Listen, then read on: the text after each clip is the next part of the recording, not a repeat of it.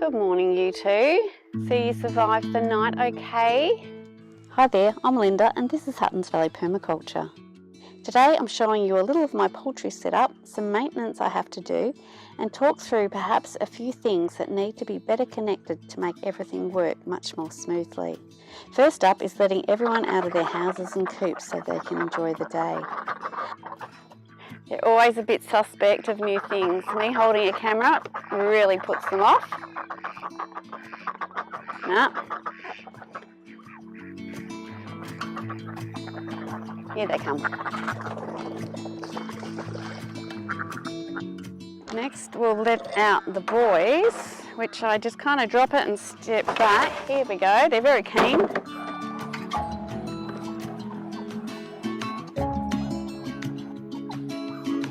Come on, girls.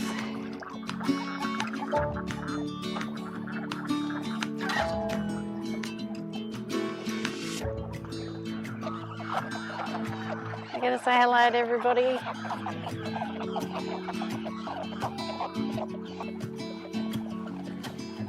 And just over here, I've got my two youngest ducks. They were part of some ducks that hatched 2 months ago. So these guys are about 8 weeks old. They still haven't feathered up sufficiently and they're still at risk of predators out in the big world. This is why the girls run from the boys. They're fairly aggressive at times. Hi guys. I've got a little brooder coop here. If I've got a broody hen and she's got some chicks, I'll put them in here. At the moment, I've got 3 chickens and a rooster. I wasn't sure which rooster I was going to keep, but I think this guy will be heading into the freezer fairly soon, and his ladies will head to one of the other coops. So that just leaves my front yard chickens to let out. Normally they would be out by now, but I've closed their door so that it can't automatically open this morning, so that I can move their fences. On this mobile coop, this little sensor at the top there is light sensitive, so that door will open at dawn or when it's light enough, and then it closes again when the light reduces at dusk. So it's an automatic door. But at the moment, we've got our work to do to move all of this fence, and we're going to put them in this area here to give it a good clean up. First up, we're going to turn off the fence and disconnect all of that. I'll just get all this fence down. This fence is a bit overgrown and not effective at the moment, although the chickens do stay in. There's no predator issues as they are all locked up at night. They certainly love it in under here. It's their summer accommodation, but we can move them on now because all the hot weather has gone. It's a really big job moving these chickens, so I don't do it very often. A lot heavier than the cow fence. Hello everybody, sorry, we're getting there. With the fence down, the next thing we have to do is move this mobile coop, which is getting a bit old. This needs replacing, their little ramp up, and this is just barely hanging on, and each time I move it, I hope that it's going to last. But we're going downhill, so hopefully we'll be good to go.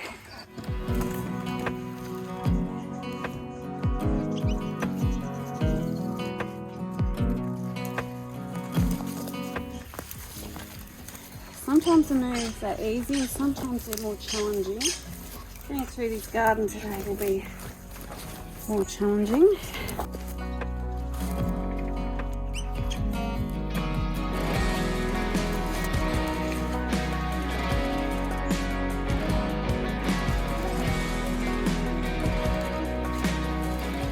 I've just folded it back on itself because for the area I want them in, this 50-metre fence is too long, but it's in place now. I just have to tighten it up in spots.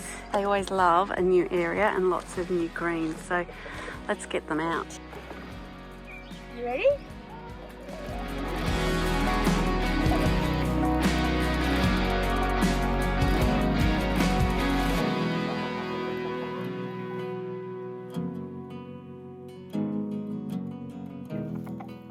Are you coming out, lovely? Someone's a bit nervous. She's one of my new girls. I'm sure she'll be out later.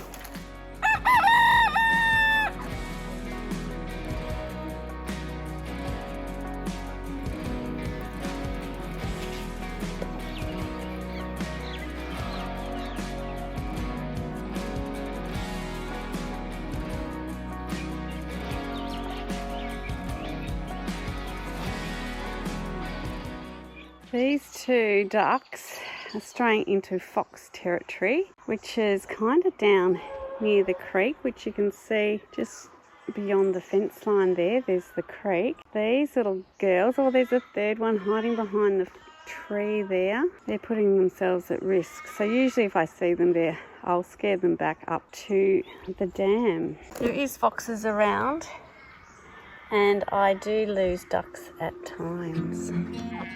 The rest of the ducks are finding treats and enjoying grasses and seeds on my roadside swale. They'll eat insects and reduce pest pressure right around the food forest.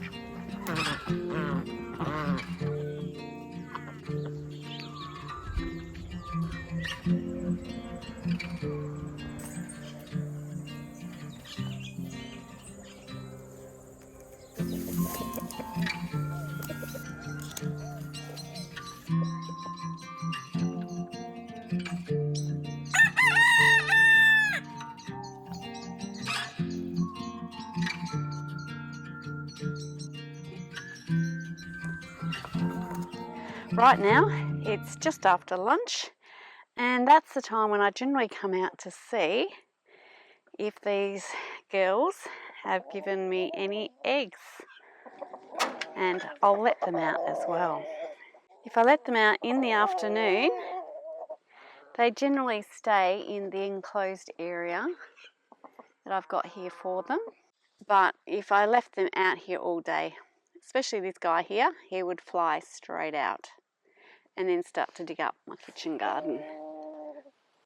They enjoy nibbling on the grass and on that wormwood behind them there. It's molting season, so some of them don't look their best at the moment. Now in their little house, I've got bedding, which is actually just shredded eucalyptus, and I find that that stays really dry. There's no odour here at all, and when I actually lay it down, it's a really nice eucalyptus smell. But I find that it's fantastic in the chicken coop, and I reckon it keeps the mites at bay too. Oh no, it's winter and it's egg slowdown season. Yesterday I got 2 from here, but none today. This little coop here is designed to house a chicken and her chicks, and it's made out of a dog kennel. So the roof just lifts up and no eggs there. So sometimes they're in the back corner, which I've spotted them there, so I'll go in and get them. These girls are a bit younger and they do lay fairly small eggs, but they're delicious all the same. At lunchtime I also check all the water, make sure everyone's got something to drink. They get things dirty pretty fast. One of the clever things you can do with your chickens is actually set up a watering system that feeds in from the roof. And if you set it up with nipple waterers, then it makes for a really quick watering situation. I have yet to get that going, but it's certainly on my list of things to do. And now we can go up the top and check the top girls. It's good to have a rooster around. He looks after his ladies. There they are in their nice new surrounds. You got any eggs in here for me? In this mobile coop, the eggs hopefully will be laid just in the back here. None in there, and we have one egg in this. These are older ladies. They give you a bigger egg, but less frequently. At the moment, I'll take one, add it to my 3, and at least that's breakfast covered.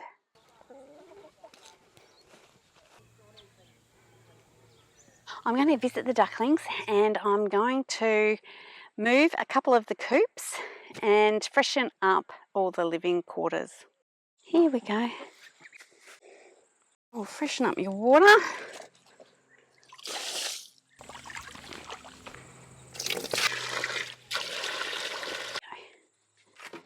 Enjoying the greens we've just given them. Okay, now we've looked after those little ones, we're going to deal with the khaki Campbell enclosure and freshen that up, and I want to move my little triangular duck house. Duck enclosures can get pretty horrible pretty fast, especially these khaki Campbell ducks. They seem to dig around in their bedding and just bring a lot of dirt up to the top, and they poop a lot in here too. So you've really got to be onto it with keeping it clean. But one of the advantages of the duck is that the bedding can be used in your compost, or it is great in your garden, sort of straight around some of your plants. It's a bit of a sludgy mess, so I'm just going to pile this up and put that in my little cart. They also spread their water around everywhere. Now, in a permaculture situation, you should have kind of these resources close to where you need them, but my dam is well away from my front garden, so it does take a little bit of effort to collect this and get it to where it's needed, but I think it's worth it. I don't move out the bedding too often. I'll often just add a new layer to the top and create the deep litter situation. But I'm just going to move this duck coop a little bit.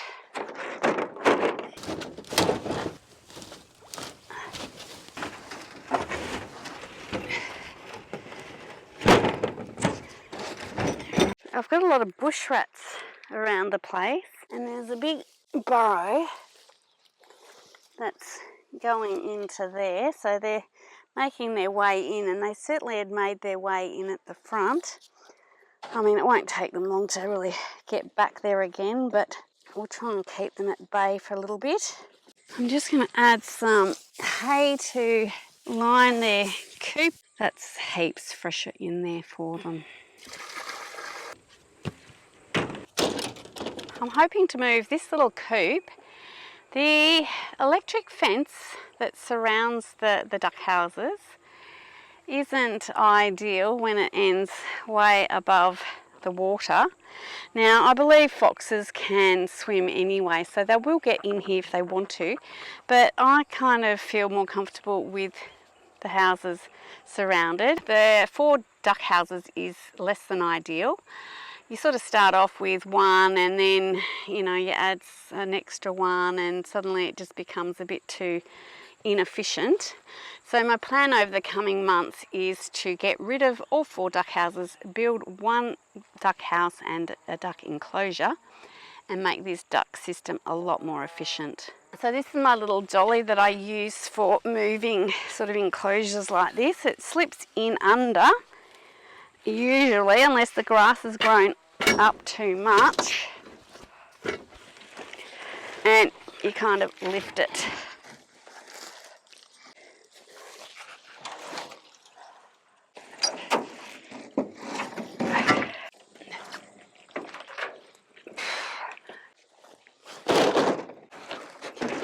I'll get the fence around, and then I'll decide if it's in its final location.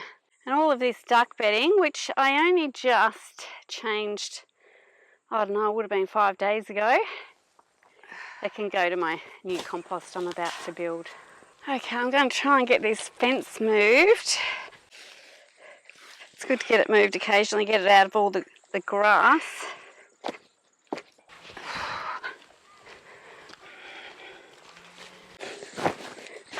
not quite to the water, but the fox would have to get wet to get in there now, so it's much better. It's like I've built this little pavilion for my ducks. The dam level is actually not where it had originally been intended to be. I have a dam leak and my spillway was built too high and it had to go up, so the dam level's definitely changed. There's apparently lots of reeds over there in that section.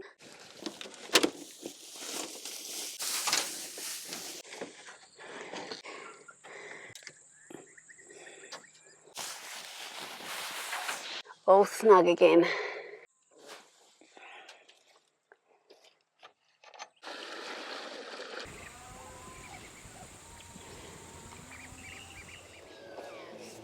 I feed them twice a day. If I fed them once a day, then the surrounding birds would eat most of it.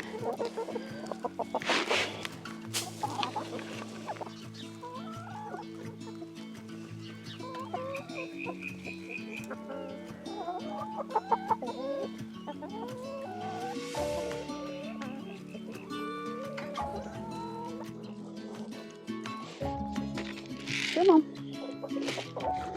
There you go, mate.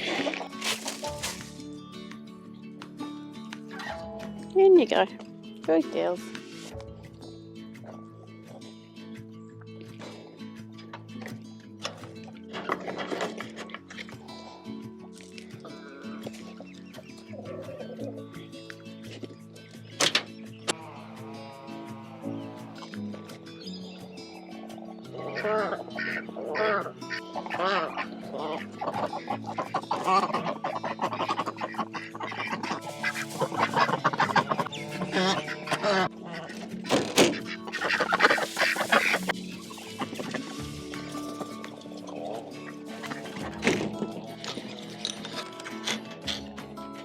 There you go, little ones.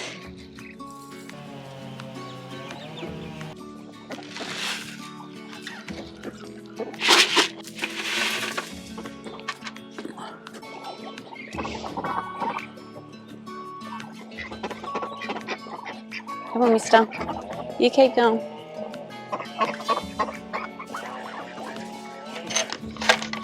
You're by yourself tonight, mate? No friends? Alright, let's close you up. No, only got 3 out tonight. Duck dynamics means they won't come in. 4. This guy is supposed to have 3 more sharing his accommodation, but he's a bully. Soon you'll be out.